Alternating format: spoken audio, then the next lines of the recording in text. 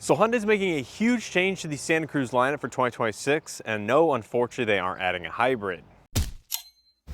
Now, unfortunately, pricing is not available as of me filming this video for the 2026 model year, but make sure you guys subscribe, stay tuned here on the channel for additional content, and keep an eye out down in the description if you guys are watching this at a later date, as I will be updating this video once that has been announced and has been released. But basically, in today's video, I want to go trim by trim, tell you exactly all the features that are being added or subtracted across the entire trim lineup, which this Rockwood Green Limited does have a few impacted things, believe it or not. And of course, if you've seen my Santa Fe changes video just a couple days ago, you guys are probably going to be able to put two and two together, but the big one is going to be the loss of the dual clutch transmission. So yes, that is right, just like that of the upcoming 2026 Hyundai Santa Fe with the 2.5-liter turbo engine, the 8-speed wet dual clutch is being replaced by an 8-speed torque converted automatic. So that means for 2026, every single Santa Cruz will be equipped with a normal 8-speed torque converted automatic, whether you get the 2.5-liter naturally aspirated 4-cylinder or the 2.5-liter turbo found in the XRT or the Limited. And I know this will make some of you guys out there extremely happy, and I don't doubt, just like that of the Santa Fe, it will bring buyers or prospective shoppers of this vehicle back into consideration of the Santa Cruz, especially when you compare it to the Ford Maverick, which also has a torque converted automatic for its 4-cylinder turbo engine. This one is a little bit more powerful than that of the Maverick, and I think overall a lot of people tend to like the Santa Cruz for what it is, the semi-truck nature, small compact SUV slash truck, whatever you want to call it, versus that of the Maverick, because this one is a little bit more luxurious, offers more features, convenience items. It's just like a nicer, more pleasant experience on a daily basis. But don't get me wrong, the Maverick is very nice, but I think the normal 8-speed paired to that 2.5-liter turbo will be a massive upgrade. So now moving on to the trim levels and what is being added and or subtracted from each one. Now starting with the entry-level SC, there are no features being added for 2026, which isn't really surprising given this vehicle did get a refresh for 2025 and already has an impressive list of standard equipment. And the only feature that it is losing is the rear seat center armrest with 2 cup holders is now going from being standard on the SC, where you have to go to a fully loaded Limited to get that feature. Outside of that, the SC is going to be remaining the same. Moving on to the SEL, once again, no features are being added to the SEL, and the features lost on this particular one is the rear seat center armrest as well as the rear seat AC vents. So formerly this trim and higher had the AC vents. That is now moving on to the SEL Activity package and higher if you want rear AC vents.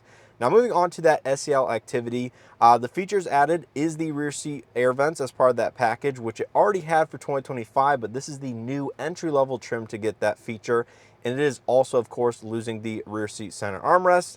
Next up, we have the off-road oriented XRT. This one, of course, is getting the new 8-speed torque converted automatic as standard, replacing the dual clutch, which it did have for 2025. And it is also getting the new terrain management mode for the H-Track all-wheel drive system. So this is a feature that is going to be exclusive to the XRT in the Santa Cruz lineup as well as the Santa Fe, and will be found on the new Palisade XRT Pro. And overall, it will be interesting to see how that works inside the vehicles, and more details will be coming on the different mode selections and what all that system does. Now the XRT is of course also losing the rear seat center armrest with cup holders, given that is only found on the Limited. Outside of that, the XRT is staying the same. Now finally, moving up to the fully loaded Limited, this one gets the most change for 2026, and that is the new 8-speed automatic. The rear seat center armrest is going to be only found on the Limited, as I've been mentioning throughout this video. And the features lost on the Limited is one that I'm currently sitting in, and that is the dark green leather interior with orange accents is no longer going to be offered. So formerly for 2025 and previous model years, you had 3 different interior colors on the Limited: black, gray, and then you had this dark green and orange accented interior.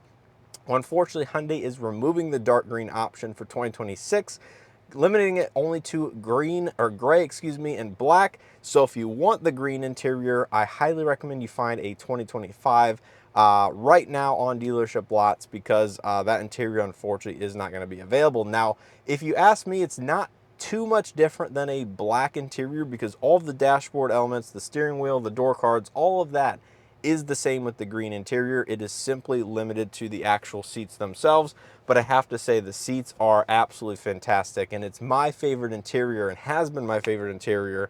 and Hyundai states they're removing it due to reducing complexity. Now, is that really why? I'm not so sure. And I also forgot to mention here in today's video that all of Hyundai's upcoming 2026 model year vehicles will be losing the 3 years, 36,000 miles of complimentary maintenance. So this applies to every single 2026 model year. If you're buying a leftover 2025, that will have the complimentary maintenance.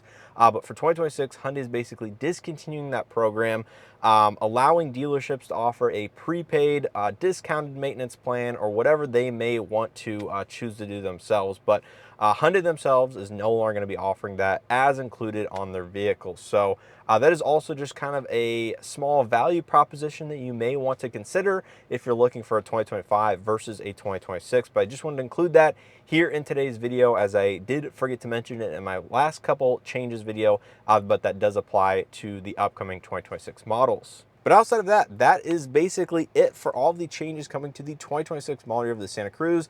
Unfortunately, like I said, no hybrid is coming for 2026, and no hybrid is going to be coming at all in this current generation Santa Cruz, because unfortunately, from my understanding, the platform and chassis does not support hybridization or electrification, if you will, with the high voltage battery pack placement and whatnot inside the vehicle. Even though it's a very similar vehicle to that of the Hyundai Tucson, I think just the packaging of it and everything would be very difficult. But I fully expect probably a hybrid coming in the future generations of the Santa Cruz, maybe in 2 years from now or so. But it is getting the new 8-speed torque converted automatic, which is a huge win, and I'll be very interested and curious to drive the 2.5 liter turbo with that new transmission over the coming months once these are available. Now, speaking of availability, these are produced here in Alabama, so in the United States, so they should be lesser impacted with the ongoing tariff situation, which of course is always changing and evolving.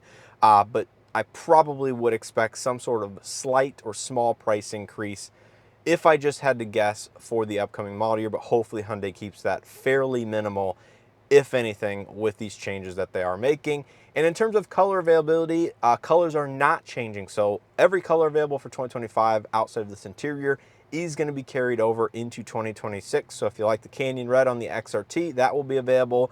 Of course, the blue, green, Rockwood green, white, black, all of that is going to be the same as 2025. So outside of that, these are all the changes coming for 2026. Hopefully you guys enjoyed this video and or found something helpful. As always, make sure to hit that like button below, subscribe if you haven't already, share this video with anybody that might be curious about these changes for 2026. And as always, I appreciate continued support on the channel and hope to see you guys in the next one.